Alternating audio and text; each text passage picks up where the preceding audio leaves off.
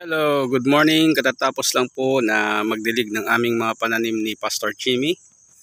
At ngayon ay naghuhukay na naman ng panibagong tatamnan ng okra. Hindi na namin to pinatraktor kasi siya pang gastos. Tipid kami ngayon. So, yung unang tatlong herera na yon ay sili. At ito namang apat nga ba? 1, 2, 3, 4 ay kamatis. Tama ba? Ayan. Then ito namang panibago ngayon, ang ilalagay namin ay okra. So hinihintay ko si Pastor Jimmy. Bumili pa siya ng aming mga seedlings sa bayan para itanim this morning or mamayang hapon. At ito naman hanggang doon. So ayan, may baka. Hanggang dyan sa may pilapil na yan, tatamnan namin ng gulay.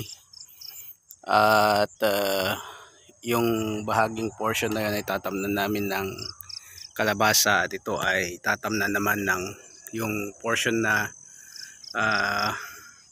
hindi pa natatamnan dito sa part na yan, tatamnan ng mga sitaw. So I hope God will bless these plants para umani naman at nang marami naman ang makinabang sa mga pananim na ito. And what I am doing now is that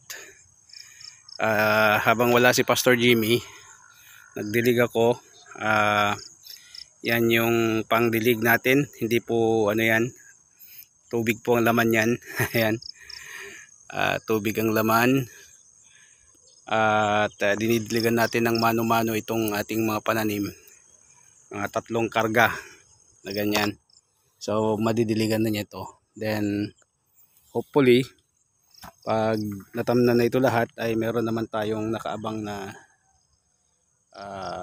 lalagyan ng bomba dyan para magpatubig at nang matubigan itong mga pananim na ito. So yan, yan ang aming pinagkakaabalahan ngayon tuwing hapon at tuwing umaga, ganitong oras tuwing hapon.